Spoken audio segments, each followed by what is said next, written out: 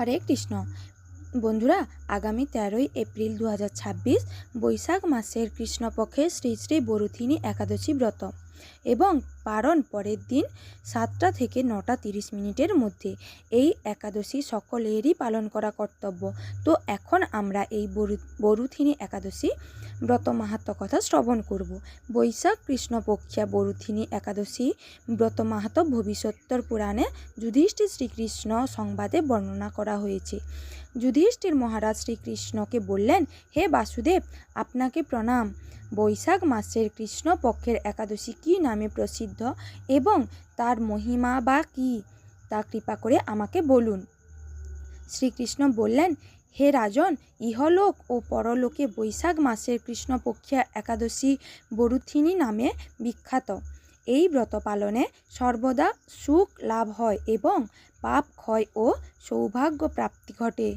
দুর্ভাগা স্ত্রীলোক এই ব্রত পালনে সর্বসৌভাগ্য লাভ করে থাকে। ভক্তি ও মুক্তি প্রদানকারী এই ব্রত সর্বপাপ হরণ এবং গর্ভবাস যন্ত্রণা বিনাশ করে। এই ব্রত প্রভাবে মান্ধাতা ধুন্ধুমার আদি রাজারা দিব্যধাম লাভ করেছেন। এমনকি মহাদেব শিবও এই ব্রত পালন করেছিলেন। 10,000 বৎসর তপস্যার ফল কেবলমাত্র এক বরুথিনী ব্রত পালনে লাভ হয়। যে শ্রদ্ধাবান ব্যক্তি এই ব্রত পালন করেন তিনি ইহলোক ও পরলোকে সমস্ত প্রকার বাঞ্ছিত ফল লাভ করেন। হে নৃপশ্রেষ্ঠ, অশ্বদান অপেক্ষা গজদান শ্রেষ্ঠ। গজদান থেকে ভূমিদান, তা থেকে তিলদান, তিলদান থেকে স্বর্ণদান এবং তা অপেক্ষাও অন্নদান শ্রেষ্ঠ। অন্নদানের মতো শ্রেষ্ঠ দান আর নেই। পিতৃলোক, দেবলোক ও মানুষেরা অন্নদানেই পরিতৃপ্তি হন। পণ্ডিতেরা কন্যাদানকে অন্নদানের সমান বলে থাকেন।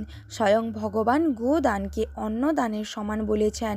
আবার এই সমস্ত প্রকার দান থেকেও বিদ্যাদান শ্রেষ্ঠ। কিন্তু এই বরুথিনী ব্রত পালনে সেই বিদ্যাদানের সমান ফল লাভ হয়ে থাকে। পাপমতী যেসব মানুষ কন্যার উপার্জিত অর্থে জীবন ধারণ করে, পুণ্যক্ষয়ে তাদের নরক যাতনা ভোগ করতে হয়। তাই কখনো কন্যার উপার্জিত অর্থ গ্রহণ করা উচিত নয়। যে ব্যক্তি বিভিন্ন স্বর্ণালঙ্কার সহ কন্যা দান করেন তাঁর পুণ্যের হিসাব স্বয়ং চিত্রগুপ্তও করতে অসমর্থ হন। কিন্তু বরুথিনী ব্রত পালনকারী কন্যাদান থেকেও বেশি ফল লাভ করে।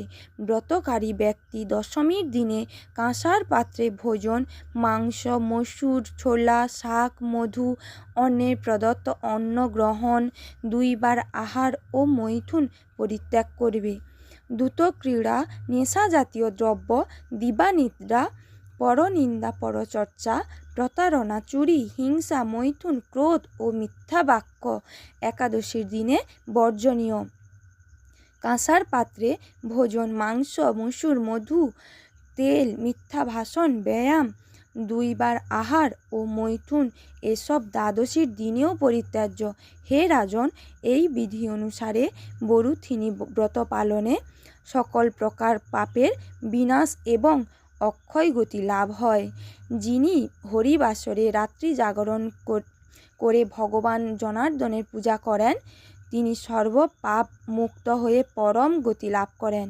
তাই সূর্যপুত্র যমরাজের যাতনা থেকে পরিত্রাণের জন্য পরম যত্নে এই একাদশী ব্রত পালন করা কর্তব্য।